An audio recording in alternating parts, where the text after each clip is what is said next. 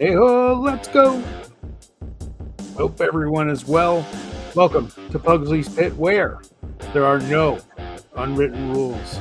Not here, not now, not ever. Anything goes. As always, welcome back to our valued listeners, and for those of you who might be joining us for the first time, welcome to the pit. And as we begin each show, each and every week, we begin by asking you the question, where else would you rather be than right here?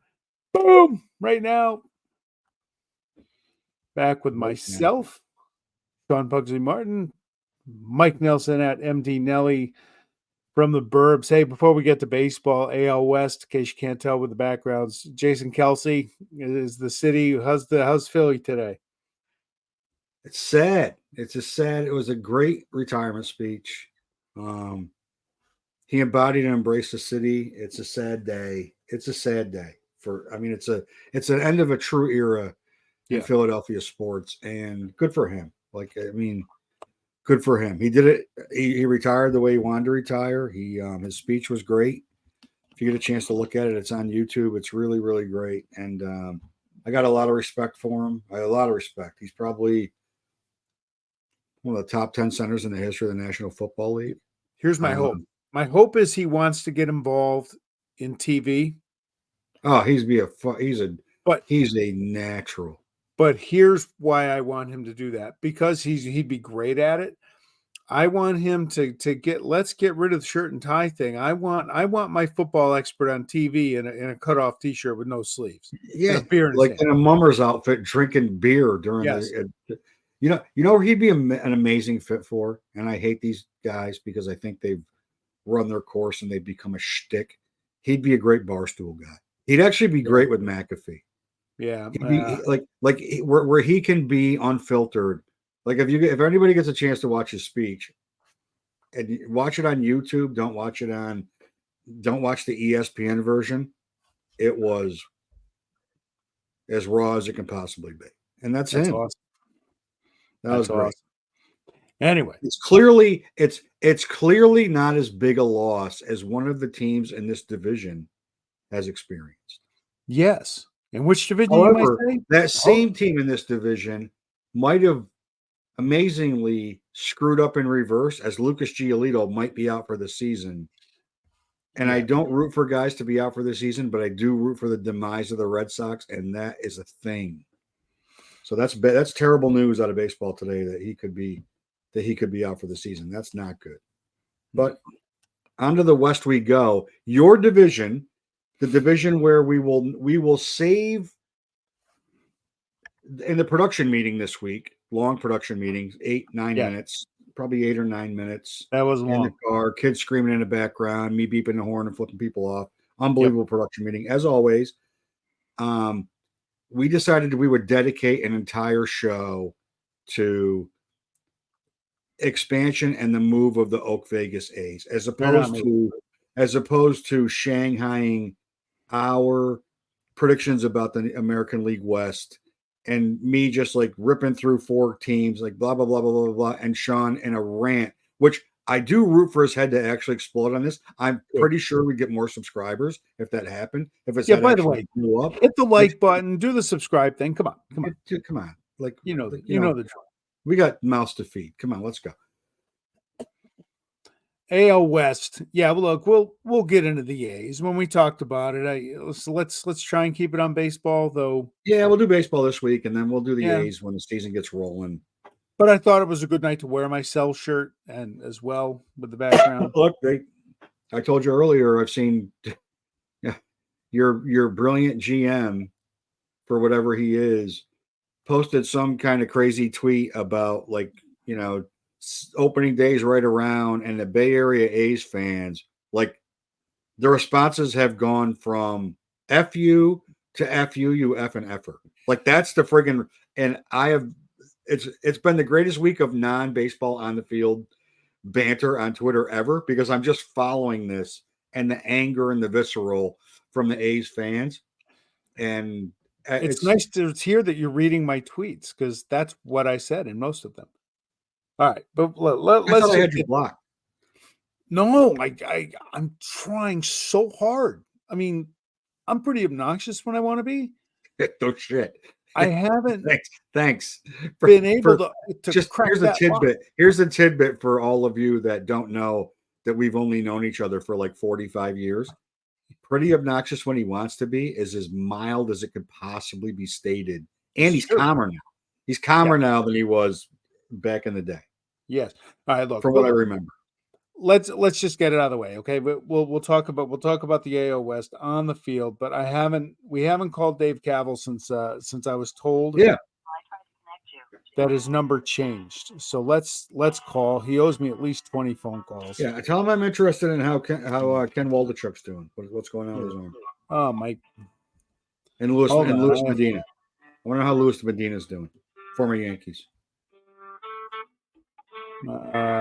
Bear with me 1 second, because my virtual background there it is, folks. This is legit. This is legit. Okay, that's awesome. Been forwarded to the voicemail for David Kaval. He has not changed his number. To take your call. At the tone, please record your message. Oh. When you finish recording, you may hang up or press the pound key. My season ticket payment didn't go through. Hey, Dave. Yeah, it's me. Yeah, Sean Martin, Pugsley's Pit, Albany, New York. Dude, you owe me a bevy of phone calls. You don't respond. Well, you block your comments on Twitter. It's cowardly. But anyway. Oh, Mike says hi. Mike says hi. Hey, look, when you're done cleaning Mr. Fisher's pool, make sure you get all the leaves out. Okay, come on. It's almost that time. Give me a call back, dude. You know the number. You owe me over 20 phone calls. And look, hey, don't feel too bad that you've devalued that Stanford degree that you somehow have, because, well, you have devalued it, so it's worth nothing now. But look, good luck with this Vegas thing. I saw the renderings. It's actually the Sydney Opera House. I hope you didn't pay those fools that much money to come up with that. But good luck with that, buddy, and hope your day sucks. Bye now. Okay. He's a Stanford degree. Who the hell got that for him? Kerry Lautner? What the hell's up with that? He makes my degree. Was he in like in College Gate? Jesus. He makes me feel better about my diploma for as little work as I possibly did to earn one of those. Yeah. We were both told the same thing. We were both told the same thing. I did get it. Never come back. Please don't come back. Ever. Seriously. Don't ever mention us. Don't talk about SUNY Plattsburgh. Don't say anything. And then they close the point. They closed the campus bar. You can't. And now all of a sudden it's an academic institution. And you know what? They ruined it. Much like a couple of owners in this division have ruined their teams. So here's what we got. The AL West, we're home the defending champions, the Rangers. You got the Houston garbage cans. They can't win the big one, Mariners. The incompetent Angels. Can't wait to get to them. And then the worst owner in the history of sports, the dickhead John Fisher and pool boy Dave Kaval. Where do you want to start? Well, let give them their due. And look, the graphics department, there was some discipline last week for the just shoddy performance during the show. So hopefully we're hoping for better. Right. Suspending myself was a tough conversation. All right. So good for the Rangers. They won the World Series. It's great for that organization. Long, rich history.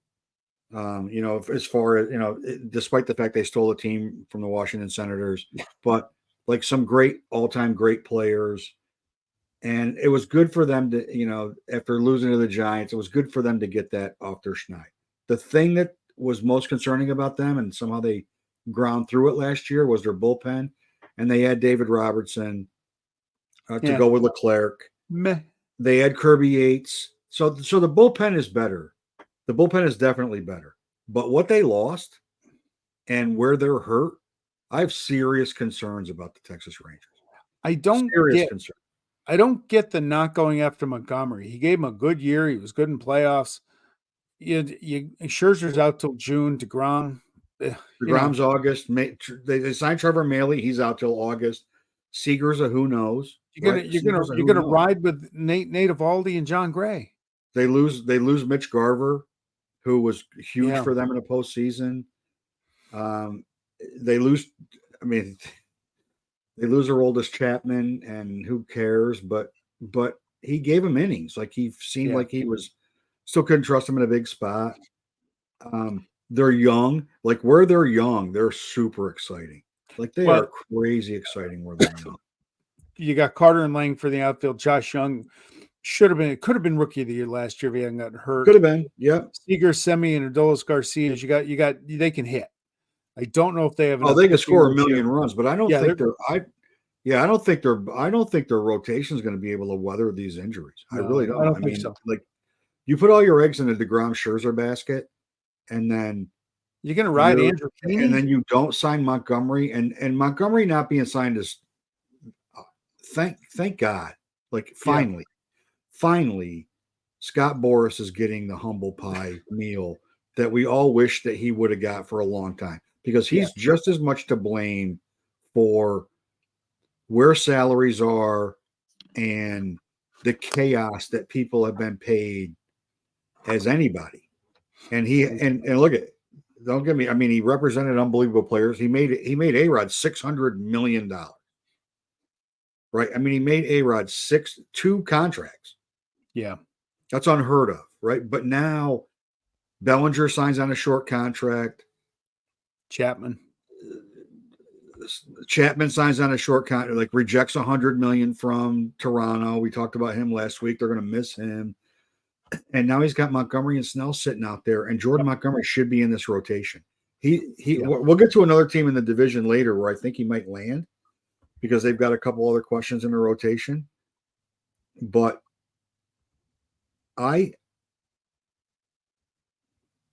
this could be a really rough year for the Texas Rangers. Their bullpen's still suspect. Their starting rotation, I mean, as you said, like you're relying on John Gray and Nathan Eovaldi to bail you out and win. Like they got to win 35 games. Well, look, Andrew Heaney. I mean, how long are you going to ride Andrew Heaney and the other guy? I just don't see it. I don't see it. The Andrew Heaney experience. You know, I don't see it. I don't get it. I don't get it. Like Wyatt Langford is super exciting. Could win American League Rookie of the Year. Could. Yeah. Evan Carter is a tremendous, talented player. Simeon's great. Josh Jung is great. Garcia is great. He could be an MVP candidate this year. But still, you got to pitch. And you can't win every game 13-10. You just can't. It just catches up with you over time. It does. All right. They were fortunate last year that they were healthy, which is always a component to winning the World Series and winning a championship in any sport, being healthy at the right time. And they were never cold they never had one guy that was carrying the lineup. When one of their big hitters was cold, the other two seemed to be hot. So they had 2 or 3 guys always clicking. And then when they added Carter, their lineup really started to round out. But I am like, their over-under is 89.5. And if you ask me today, they're under that number this year. That's a tough one. Yeah, that's a horrible number, isn't it? 89, that's a horrible number. If you bring in one more, give me another starter there. Yeah, maybe. But all right, look, is this the year? Is this year the cheaters? Verlander's going to start on the DL. Vasquez somehow, or Valdez wasn't as good last year. Christian Javier, who I was just thinking of, he was terrible last year. He wasn't good. I don't think he's as bad as he was last year. McCullers is always hurt. Hunter Brown looks pretty good. August. Yeah, France is okay. Picking up Hader's big, but I think this team is starting to get a little old. Their bullpen is unbelievable. Right? You move Presley to the setup role to replace Hector Neris. You keep all the other pieces in place, and then you put Josh Hader as your closer. Their bullpen is great, and they're going to need it. This is the signing Jordan Montgomery move is a Houston move all over it, right? We watched JP France. He's not what we thought he was going to be. Hunter Brown could be good. Shows flashes of being good. I don't trust Jose Urquidy to save my life. No, he's an average 5th starter. He's their second starter. He's a pitch to contact guy. Yeah. But their bigger problem last year is they had long stretches where they scored no runs with that lineup. Like they never had the opposite of Texas, except for when they played the Rangers, when they scored 80 runs against the Rangers. The opposite of Texas is they would have one guy hot. It'd be Jordan, it'd be Bregman, it'd be Altuve when he was in the lineup after he got back from injury. It'd be Tucker, but none of them were ever clicking at the same time. So they had long stretches where they scored no runs last year. Yeah. And I'm connected with a ton of Astros fans, great Astros fans. Sorry to hear that. The X, and their frustration was the same. So to me, Yanier Diaz is he's a great hitter, but what is he going to be as a catcher? And if Jeremy Pena doesn't have a year closer to what he had his rookie year, and instead of what he had last year, they got some challenges. Here's a variable. Okay. Speaking of, okay, so you're throwing a bunch of challenges there. They also got to replace Dusty Baker. Okay. He's a calming influence that came in during the scandal and kind of settle everything down, right? Right guy, right place, right time, for sure. Yeah, for sure. It was a great hire, and he's great career and good for him. But that's a big presence to take out of the dugout in the locker room. Yeah, but yes. It's a veteran team. It's a veteran team. It is a veteran team, so they should be able to weather that pretty easily, right? It shouldn't be a lot of major changes in the way they do business. I mean, it shouldn't be like that different, but yeah, hey, they've depleted their farm system and making trades, right? You're resting your hopes on how old's Verlander? 41 or 38, whatever he is. You're resting your hopes that he can actually come back and be. He's more than 41, like the Hall of Fame Justin Verlander pitcher that we've known for the last 15 years. That's over. Verlander is 41. He's 41 years old, and that's your ace of your rotation. He's 41. He's been hurt a lot. It's not Tom Brady, right? Yeah. Where you put a 41-year-old quarterback that never gets hurt. Or it's not the same. And look he's been mostly healthy, but the last 3-4 years he's not been. Yeah, no. And so one thing you know about them, they'll make a move. They'll make some crazy wild move that you didn't see coming. It feels like they do it all the time, but 92.5, I think they're closer to 90 wins this year. Yeah. I don't think they'll get that many. I think they're closer to 90 than they are to 95. Right? I mean, I just don't. Yep. I don't think they'll get that many. They have a lot of questions to answer. They got health. Kyle Tucker, he's got one more year of arbitration. He's going to get a massive payday, and if it's going off the rails, they may move him. Yeah, they'd be wrong to do that. They would. Really wrong. So now, if there's a team going to win 95 in this division, I think it's coming from the Great Northwest. Yeah, it's got to be their time. I mean, it's got to be getting close to being their time. I mean, they're ready. You'd think. I mean, I'm not a big Logan Gilbert guy as their third starter, but as long as you limit George Kirby to 90 pitches, because clearly he's already stated that he's like, I don't trust their bullpen that much. I really don't. But Jerry DiPoto is their general manager, and he will go get. He'll go get somebody, right? If Andres Munoz is not getting it done as a closer, he will go get somebody. You already know that. Like Bryce Miller is an emerging star. Apparently, he had a pitch. He had another pitch to his repertoire, which was the knock on him as he started to come up. They added some great bats. I mean, hopefully they get Mitch Haniger in the Fountain of Youth. The Jorge Polanco trade was a perfect trade for them. It was just going to say that's their best move, best pickup. A perfect trade. They had Lucas Raley, who can kind of sprinkle in everywhere, but he's a good bat. They had Mitch Garver, which is, I mean, they needed some protection around Rodriguez. They definitely needed that. And I mean, JP Crawford's a really good baseball player, man. He's really good. It's interesting. They let Toscar go, Kelnick, Robbie, Ray, and Suarez, and they still got better, I think. They're I mean, third base is like a little bit of a question mark until you see what actually happens there. Yeah. Right. Like you got to see like what they end up doing at third base and who settles in, because they also lost. They also made a trade with for Rayleigh and traded his name escapes me, Camillero, to who was playing third base as well. Yeah. When Suarez was DHing. So third base, they'll figure it out. But I mean, honestly, outside of Kyle Seager, who's been a good third baseman for the Mariners forever, right? Yep. I mean, they've been scrapping that together, but like they can hit. They should be able to hit. That was their problem last year. They didn't score enough runs. They probably feel like they addressed it. They maybe. I mean, the Polanco move to me is an unbelievable move. Yeah. They've been trying to figure second base out since Cano left. Since they traded Cano, like they've been trying to figure it out. It's their year. For them, I think this is the year Julio Rodriguez steps up, wins the MVP. He very well could. They win the division. He very well could. I mean, they're 87.5 for over under. Seems like over 87.5 is a no brainer pick. Yeah. I think they're the best.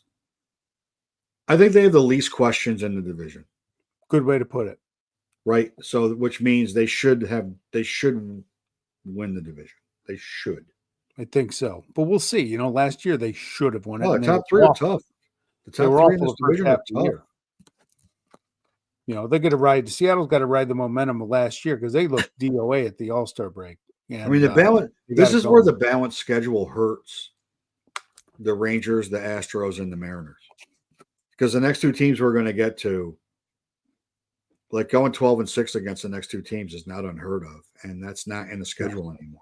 I'd say it would be expected because they're the dregs. Dreg 1 is in Southern California. Artie Moreno. I'm hiding him from finding starting pitching because then he has an excuse. Look, they won a World Series in 2002. Give him that. 2002. Okay. At 20, I had whatever. Brown hair in 2002. The same color as his. Yeah. But the Pujols contract was terrible. They bring in a generational talent in Mike Trout. Generational. And they've done nothing. Then they get Shohei Ohtani, who's, I get why they kept him last year, maybe thinking, hey, let's get hot. Like, we keep him at the deadline. We make a run to the playoffs and maybe re-sign, because they're not in a small market. And in typical Angels fashion, they go right. He gets hurt, and they go right in the friggin' tank. Like that's a great idea, right? We're going to keep him. We're going to add some pitching. We're going to make a run to get in the playoffs. Yep. And in typical Angels fashion, it goes completely 180 degrees opposite of the intended purpose, because it's the friggin' Angels. They can't help themselves. No, they're a mess, and they're a disaster. But they have had a long time with really, you could say, the top building block in the game over what, a 10-year span, maybe a couple year lag between Shohei and Trout, but not much. They've had the big attraction, and they couldn't figure it out.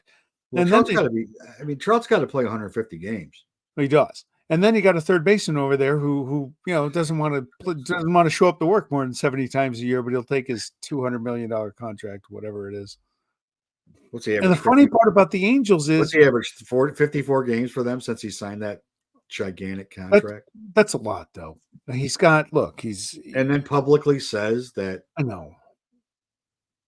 Well, he's got. I don't fault him. You never fault somebody that says, like, my family comes first. Of course. And this is my job, but like, you got to read the room. Yeah, you got to read the room. Hey, here's what, if I was his agent, this is what I would have said. Tell me what you're going to say. I'm going to say this. Don't say that. Don't say that. I hope I'm healthy. I want to contribute.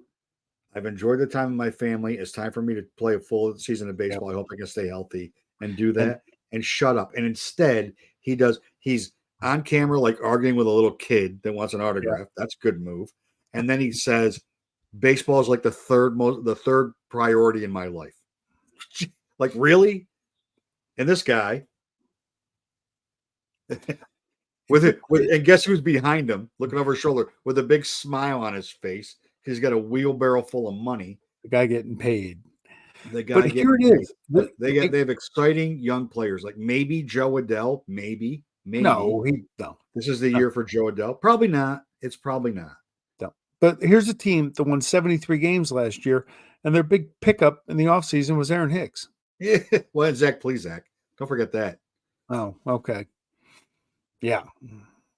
I mean, but addition by subtraction, they lost Giolito. So that's his addition. But like losing Gio Urshela is going to hurt them.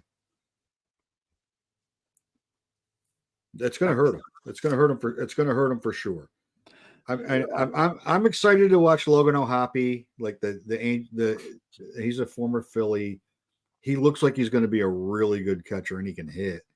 And Nolan Schanuel, like he's not a prototypical. He's not a Mark Olson first baseman, but he could hit 330. He could hit 330. And he's an on-base machine guy. And if like they're another team, they could score a million. They could score a lot of runs. If everybody's healthy, they can score some runs. They're never healthy. They're never healthy. They're never healthy. They're never healthy. They're not ever healthy. And it's kind of Angels is a weird name for them, right? Because they seem more cursed than they seem. In any other division, they're a last place team. When was the last time they played in an exciting game? When Dave Henderson homered off Donnie Moore? Well, in 86? No, they won the World Series in 02. You give them one. Yeah, give them one with K-Rod or Percival. Well, K-Rod was there, but you got to give them that. They've played one playoff game in Trout's history, so they've played one meaningful game, something like that. One meaningful game in 21 years. With a generational first ballot Hall of Fame talent on your roster. Yes. So on Trout, one of the things that occurred to me this week is like, who do you compare him to? And I really appreciate his loyalty. And I think if he was he has a full no trade. And I think that if they work something out with the Phillies, he'd waive it in a minute. I know he would. I don't even have to think that. I know he would. Like, he would play here in a heartbeat. But I look at Ernie Banks, right? So Ernie Banks spent his entire career in Chicago, and the difference between the eras is the Cubs, unless they made trades, the Cubs had good players during that time. They had Billy Williams, Ron Santo, Fergie Jenkins, Milt Pappas, Kenny Holtzman. They always seemed to get sideswiped by the Cardinals, the Mets, the Phillies. Somebody had a great year when they were having their best year, and they couldn't overcome it. So Ernie Banks never got a chance. And then they were in the winner take all world for a long time, where like you win the pennant and then you're in the World Series. So he lived through that.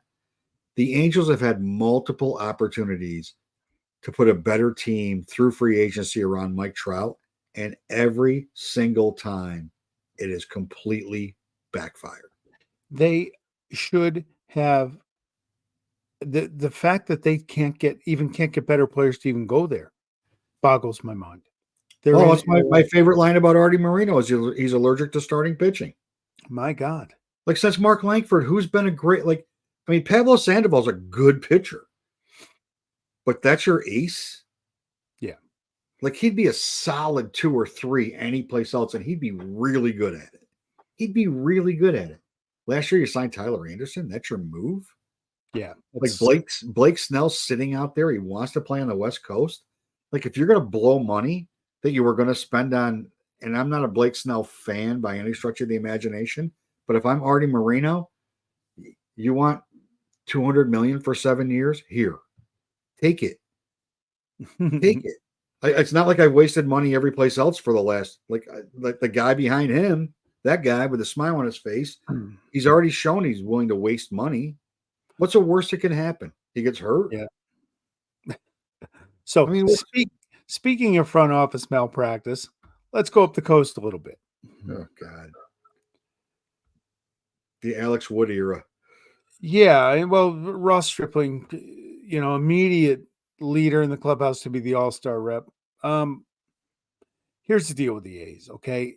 Zach Gallup's going to be their all-star rep. Here's the thing, but I'll say this once. I love the players. I love Mark Kotsay because the crap they got to put up with and the extra media stuff that they have to deal with because their front office and ownership is incompetent. I feel bad for them. But you love the A's players, right? Waldachek's on the 60-day IL as far as the rotation. Blackburn is serviceable. Sears was a good pickup in the Montas deal. You're welcome. Alex Wood, okay. But then they got a couple other guys. Alex Wood, like on any other team, like you put Alex Wood as 4 or 5 in your rotation, you got a good rotation. Well, you're right. He's number 1 though. That's why that's terrifying, right? Yeah. Now Joe Boyle's got showing something in minors. Luis Medina may turn into something. The pitcher to watch for the A's, Mason Miller is going to end up as the closer. He was popping 100. Yeah, it seems that way. It seems like probably the best path for his career is for him to end up there. Yeah, but you're a closer on a bad team. Who gives a shit? Honestly. Yeah. Or they'll turn him in. He'll be lights out, and they'll trade him for a bunch of single A rookies. He's too young. He's too controllable. They don't want anybody. They don't want anybody any good. No. That's why they move him out. Look at Christian Pash, right? He struggled mightily at the plate the first year after they got him from the Braves for Matt Olson, and they just cut him last year. He ends up starting in Philly. Yeah, Kevin Long fixed him. Yeah, Kevin Long fixed him. It's called work with the young player. He's a gold glove caliber. And of anything else, right? Despite the fact that they have completely abandoned their fiduciary responsibility to the fans in every way possible, right? And they've blemished the game in every way possible. I mean, it's a full-blown embarrassment. Yeah. With no secrets about what they're doing. And MLB's letting them get away with it. Sure. And is it a joke? Is it an embarrassment? I don't even know what phrase to use. It's horrible. But they still keep turning up. Like they still keep turning up Zach Geloff, Estuary Ruiz. They still keep bringing these guys up. Look, there's some players here, okay? Lawrence Butler. Play. So clearly they know how to manage the draft, and in their minor league system, they're developing players. But it's worse than what the Expos were, because at least the Expos used the young players to try to win, and then when they couldn't afford them, they traded them. These idiots see what everybody else would deem as a diamond in the rough player, and then they try to get 7 or 8 more like $1.1 million guys for the potential $5 million guy. It's funny you say that they unearthed them. I mean, they bring in Brent Rooker, who's a journeyman. He hits 30 home runs last year. He's getting traded. Guaranteed. Lawrence He's getting traded at the All-Star break. You know he is. If he has a good first half, they're trading him. And they're going to get the 19, 20, and 58 prospect from somebody, Tampa, or somebody that they're going to they're going to be double A guys or single A guys that they don't have to pay squat to, because I haven't even dug into how they treat their minor league players. When we do a show on them, I will 100% do that. But I guarantee you, if they treat their major league players and their fans in Oakland the way they treat their minor league players, I can't believe their guys aren't retiring. It's just like, I'm going to Korea. Like it's got to be better there. All right, look, let me throw out a couple of these younger guys though. This is probably my last season as an A's fan. We'll have to see. But Langoliers, that's another conversation for another year. I like Langoliers. Yeah, Soderstrom, he will hit. Geloff's a stud. He's the best player. Yeah, he's a good ball player, man. He's a really good player. Fun to watch. Yeah. Ruiz is lights out fast. So I think with them, what's their over under? 55. Their over under is 56.5. 6.5. They won 50 last year. I actually think they're going to be a couple of games better. I don't know. I don't.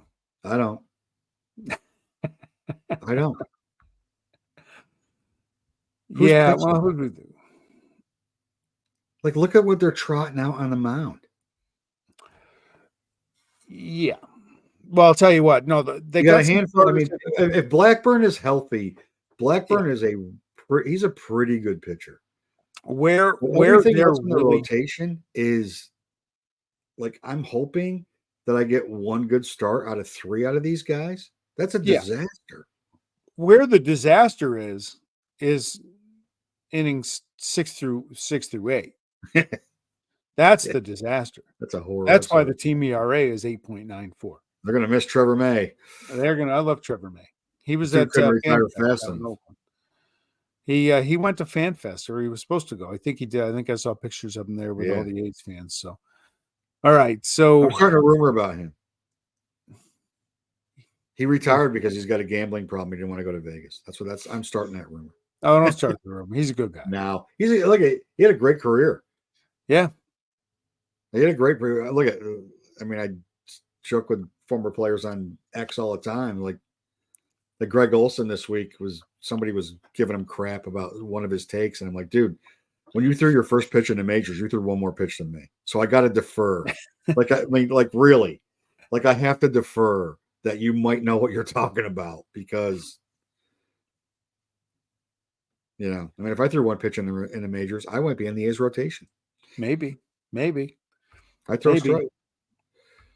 Anyway, They come in slow and they go out fast.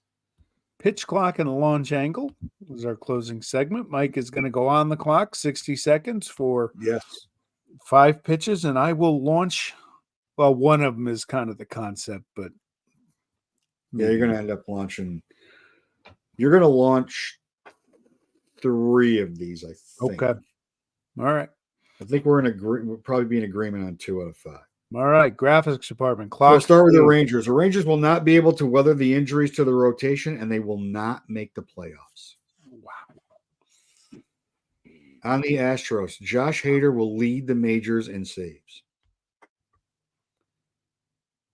The Los Angeles Angels will actively try to trade Mike Trout at the trade deadline. And if it's the right situation, which would be Baltimore or Philadelphia, he will let that happen. The Mariners will not only win the division, they will be in the American League Championship Series. And the Oak Vegas A's will not only win less games than last year, they will challenge the 62 Mets record of 120 losses. How's that? 45 seconds. Short and concise. I'll give you an extra 10 seconds to reply. 45 seconds of my life I'll never get back. That was Nestor Cortez quick pitching the entire pitch clock. Gotcha. All right. So next week I'll change it up and I'll use 1 minute and 3. Thank you. Okay. The Rangers, no, they're going to make the playoffs. They'll be a wild card, though. I think they'll find a way in. Mostly. Do you think there's going to be 3 teams in this division? There'll be 3 teams from this division to make the playoffs? No. Houston misses. They fall. This is the year they fall. Wow. Yeah, the Angels, why not trade Trout if you can get some? I agree with that. Yeah, the Hader thing, that was a great pickup. He'll do great there. The Mariners will win the division. I agree with that. Make it to the LCS. If I had to pick a World Series team now, I think I'd pick them on a hunch. The Vegas, wow. Oakland will win more than last year. So I'm going to launch that one for sure. The 62 Mets and Bobby down in Newburgh, they're safe with their little record. I don't know. I think I saw something posted this week that they had Marv Throneberry posters with an A's hat on around that trash hole stadium. I can't believe I just called them Vegas. They're Oak Vegas because they're nomadic. Yeah, thanks for that. Appreciate it. You know what my original A's pitch clock was? What's that? The sale to Vegas will fall through, and they will become the Salt Lake City A's. I will tell you this: Salt Lake City is more likely than Las Vegas. Write that down. I still think Oakland is in play, but that's I think it is too. I think Oakland's in play too, and it's just like the tea leaves keep pointing in that direction. There's too much stink around this entire thing, and the term is gross incompetence by the people who are running the A's organization on many levels. Look,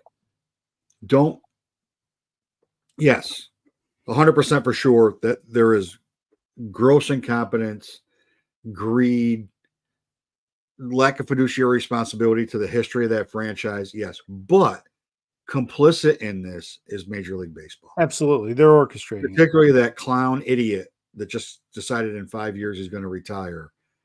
Look, he is as much to blame for this bullcrap as anybody, because if you told me that they were moving to Las Vegas and every owner was getting $15 million, I would be like, they're waiving the relocation fee. Exactly. Here's why they're doing it. Okay. This is the test case. Get Oakland to Vegas. Now every other team can go to their city and say, give me this or I'm out of here. It's arena football. This is Major League Baseball. It's been played since the 1800s. He's running it like it's arena football. Demand a better complex or move your team. Get your city to give you this, or we're going to move someplace that wants you. It's not the St. Louis Browns who can't compete with the popularity of the St. Louis Cardinals, so they're going to move to Baltimore. Correct. It's not that anymore. It's not the Dodgers and the Giants who played in archaic old stadiums and couldn't get money to refurbish or rebuild and got allured to the money on the West Coast. Baseball was going there anyway. Yeah. This is just, as it appears, two people holding the rest of the game hostage. Yeah. An incompetent owner and an incompetent commissioner. And the correlation this is the same history that we talk about with Bud Selig, right? We're going to let this happen. It's going to be a total debacle. It's going to be a mess. We're going to wish we never moved to Vegas. They couldn't. It was a disaster from the start, and it never got better. Just like Selig turned a blind eye to the resurgence of popularity in baseball when steroids were running rampant through the game. Yep. Right. So maybe Manfred thinks that by being incompetent and turning a blind eye, he'll get in the Hall of Fame like his predecessor. Maybe that's where he's going. The message to other cities, the correlation I draw is, remember Seinfeld, the greatest single episode in the history of television, The Contest? Yes. Kramer gets knocked out because the girl across the way is a nudist and overwhelmed his... Not that there's anything wrong with that. Not that there's anything wrong with that. Overwhelmed. Anyway, he gets knocked out of the contest and he goes up to Jerry the next day and he goes, "You be careful. She's going to get you next, buddy." That's what the correlation with Oakland is. All right. We're previewing the show that hasn't been recorded yet. Awesome. Yeah. It's a bad topic. AL East next week. That'll be fun. Yeah, Met fans might want to skip next week because I'm scorched earth on that redheaded stepchild pile of crap. On that note, we're out.